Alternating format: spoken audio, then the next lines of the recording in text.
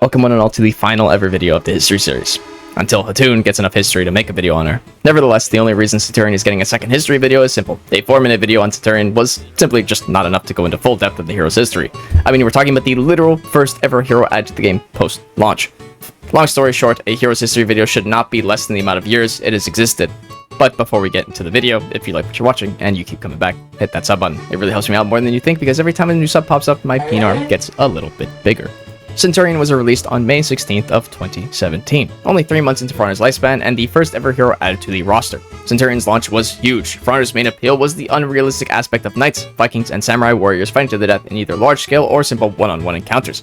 The only thing we had for the time of that was old chivalry games that weren't really well made, and the amazing TV show Deadliest Warrior. So adding a Roman Centurion brought in a wider audience for not only people that were really interested in Roman history, but for people that really like big men and cool armor. I mean, look at him. He's a huge guy with cool ass armor. What's not to like?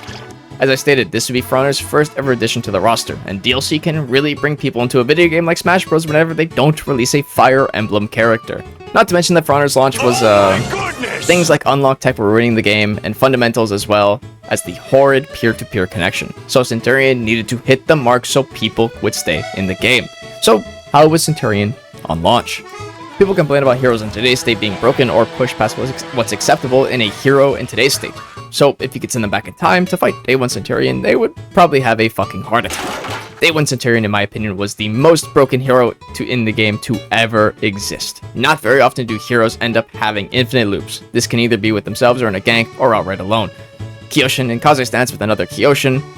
There was no counter to it. Afira had a full infinite wall splat punish on Day 1 release. There was no counter to it. Highlander could instantly kick you into a wall.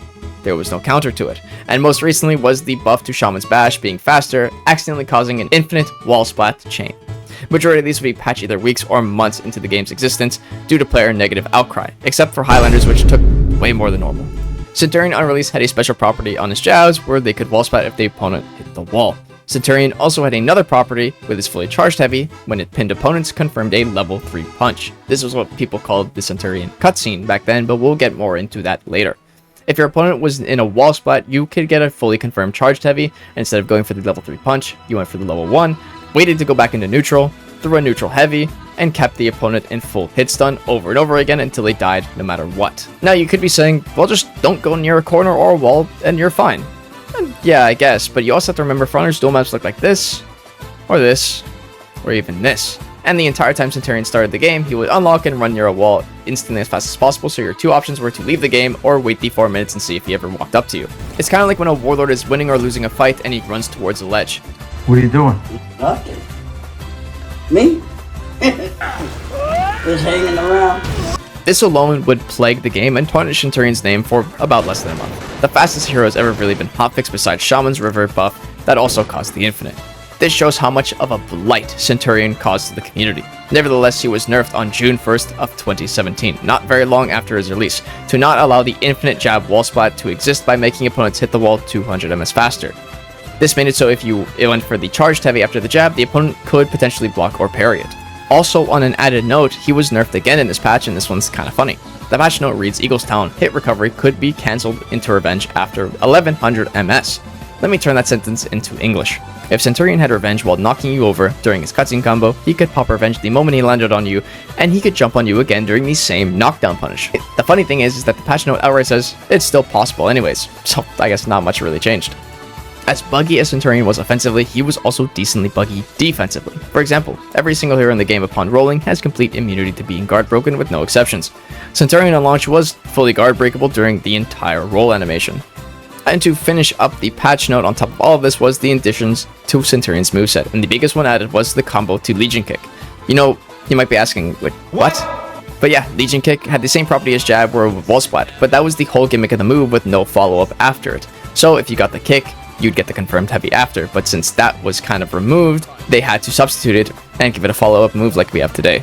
And to finish up the patch note, they added the text info in his moveset that told people about soft feint heavies. Yeah, on launch he had soft feint heavies, but they just kind of forgot to put it in his moveset. Now I really want to say that this was an insanely hard hit for Centurion, but it really wasn't because he had still plenty more to complain about. The biggest examples came from his knockdown's buggy nature and his feats alike. To talk about his bugs real quick, let's go down the list. Centurion on any left throw was guaranteed a free heavy attack. Even then if there was no wall. You could be saying, well, that's useless, but if you bring up things outside the box, you can understand the strengths. If someone was close to a ledge on your left, you were able to throw them and get a free heavy, potentially leading to a faster ledge kill to their death, something no hero was capable of except for Warlord. Another bug arose with his parry counter being confirmed if you swapped to a target that didn't even hit you. This still happens today with certain things like JJ, so this is easy to show an example of. Now that the bugs are out of the way, we can talk about his pin.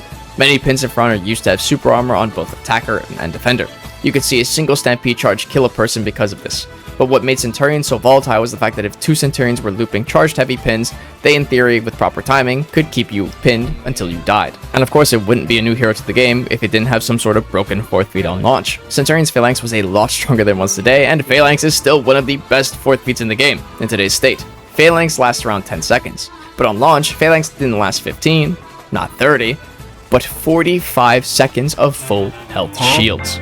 It did not take long for Centurion to start getting nerfed even more after his first one was on June, and even the second one was not far off. Not even a month had passed, and on June 27th, the devs had their eyes locked onto Centurion to knock him down a good 10 pegs with multiple bug fixes and nerfs to his kit.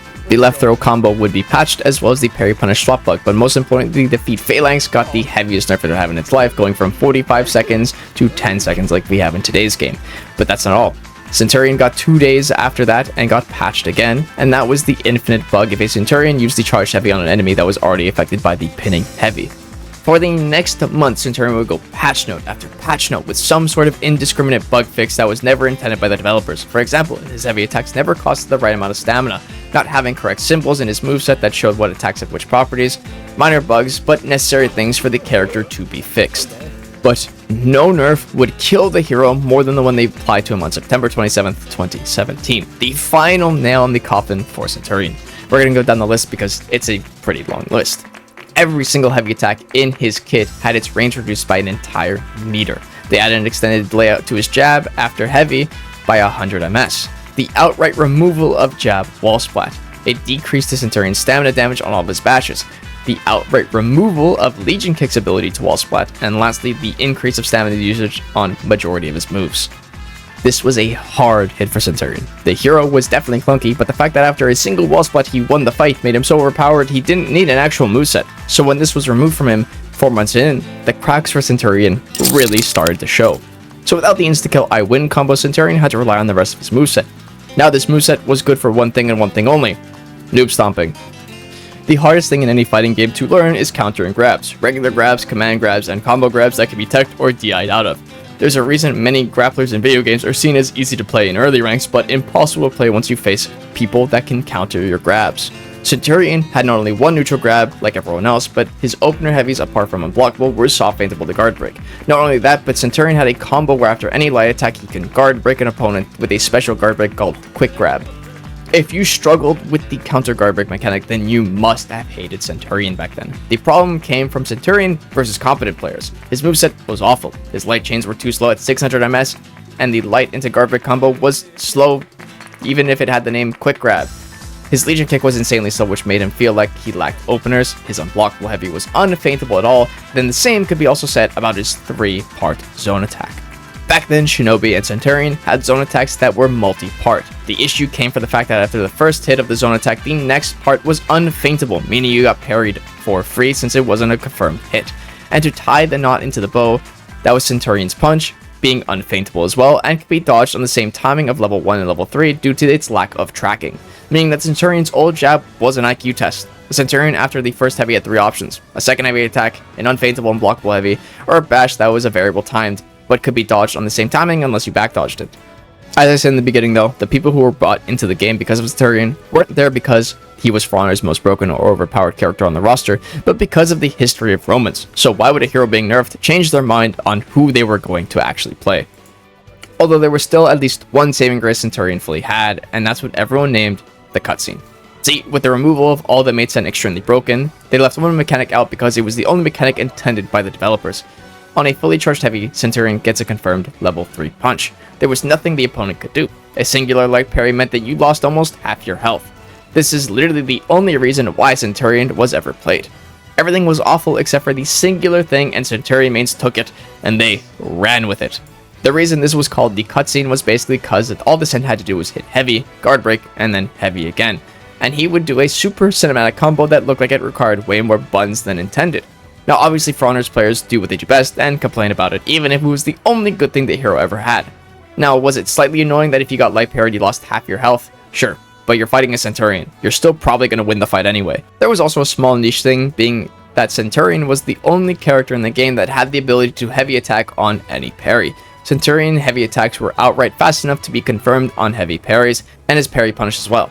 Now that wasn't much damage, so again, any complaint of Centurion fell on deaf ears. Centurion was a hero that would become a very respectable and lovable pick. He took genuine skill and counterplay to win with. He had the lowest health pool in the game, but not as low as Shinobi, and the character took actual skill and motor functions to win with, because it was always an uphill battle against you. Back in the older days of For Honor, where people had respect for each other and didn't call each other slurs for fun, Are you gay? Are you offended? people would look at a hero like very old Lawbringer and old Centurion and thought, that's based as fuck. Now both of these heroes kind of lost their credibility, and it's still just slurs for my ears. It's okay. Thank you. But the best part of Centurion was undeniably his voice actor, Derek Sagan, who was actually very involved and loved Centurion. Oh no, he's hot! There's multiple stories I've heard about Derek, and they're both pretty funny. When Derek was doing an in-person signing, a group of guys went up to get his autograph and told him how they loved Centurion so much. Derek then responded happily and asked, is he still super strong, because he knew how overpowered Centurion was and he loved it. This was after he got nerfed to the ground, but his fans just lied to him and said, oh yeah, he's still amazing. You may have seen or heard an online clip of Lamau get bodied, with a picture of Centurion on the front. This was in fact Derek Sagan saying it when a fan approached him and asked him to do the line, but he said it through their phone. Now sadly, I don't know if this part's true or not, but people have said that this line outright got Derek Sagan in a lot of trouble with Ubisoft for breaking some sort of rule in his contract, and it might have led to getting him fired or released from Ubisoft. Again, don't know if it's true, but that's what I've heard. The reason Centurion's voice actor was so amazing back then was that the Centurion was the embodiment of ego. The way he spoke, the way he carried himself, and yelled, I'm better than you. Which was never the case because Centurion was an awful character back then. When you had a hero as bad as him with an ego, it makes winning feel so much better. Centurion would stay in this state for about 3 years. Now, majority of Centurion mains were still very content with his state of the game.